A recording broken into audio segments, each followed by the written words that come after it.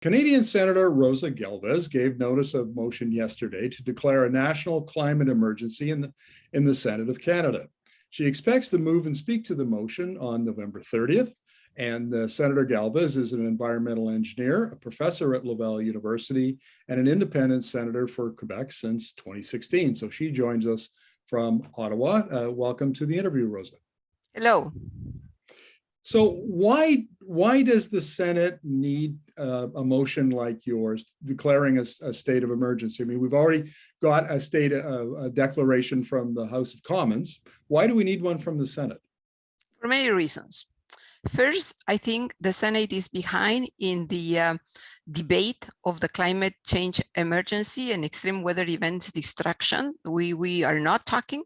So first of all, we need to start this talk. Second, we have to show solidarity with every single region and people and city that has been affected by these extreme weather events.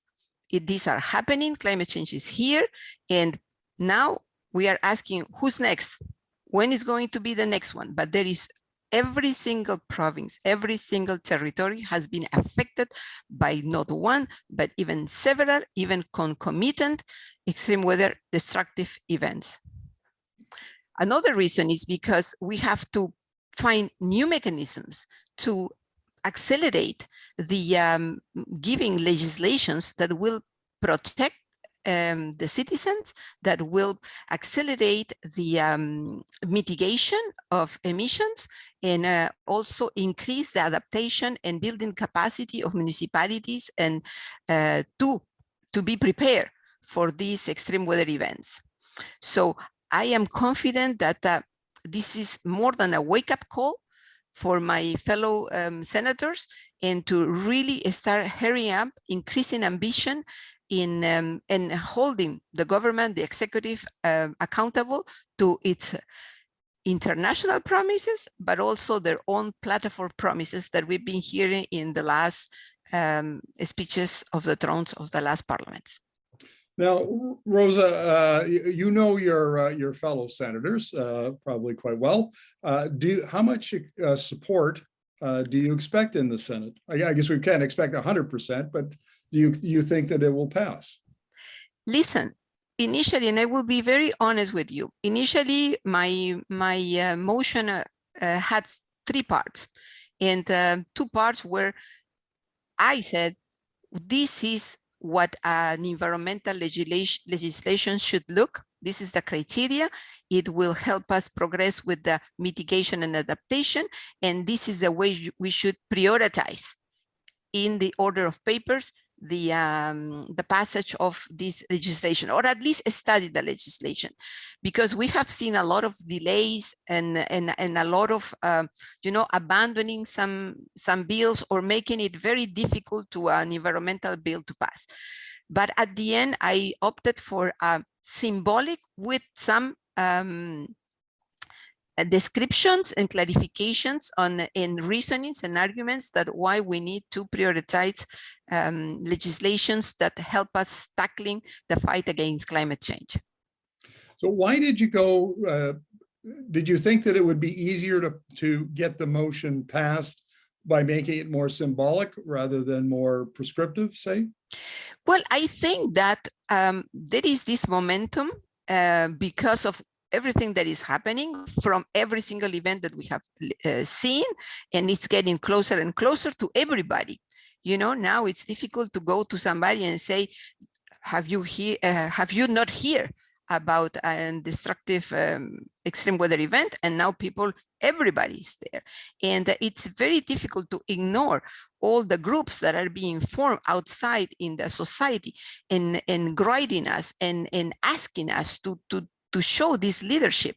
So I think that we will have, I really hope, and I think that who can be opposed to that? This is logic, this is evident, the science is saying it, even the church is saying it. Just yesterday I read that the Mennonite church is asking people to join this.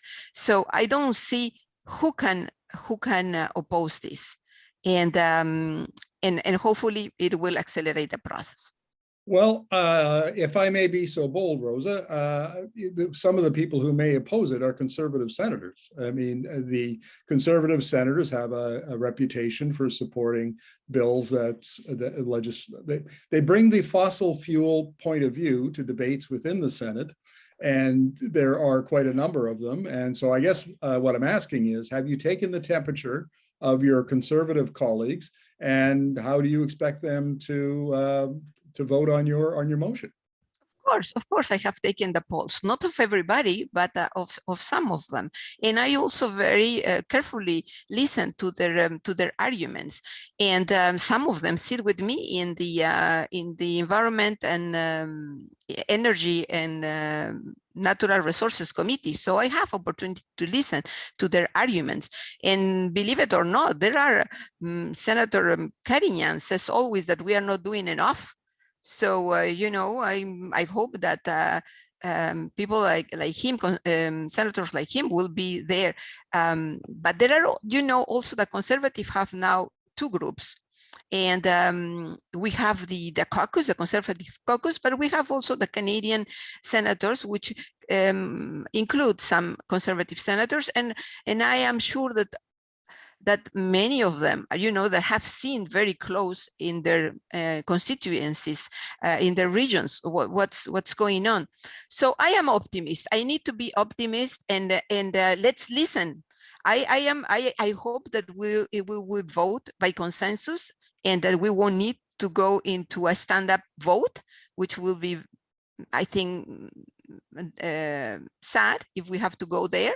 But if we have to, then we have to, and then we will have to listen also the arguments against this. No, Rosa, I'm assuming that there will be additional climate policy, climate legislation come out of the House of Commons that will then go to the Senate for a vote. And so does a motion like this that gets your colleagues talking about climate change, extreme weather events, does that then change the conversation in the red chamber so that it makes it easier to debate that climate legislation coming from the House? I believe so. Because let me tell you that this is my 50th year at the Senate, and what I have seen at the beginning when I arrived was a lack of education on the climate science. There was a lot of misconception, and this is thanks to the misinformation and the nihilism, fighting the science from the fossil fuel industry. And now it's exactly the same strategy as with the tobacco industry. So after the denial and fighting the science and then delaying and misinformation, now we are into the greenwashing. So but now even we are aware of that.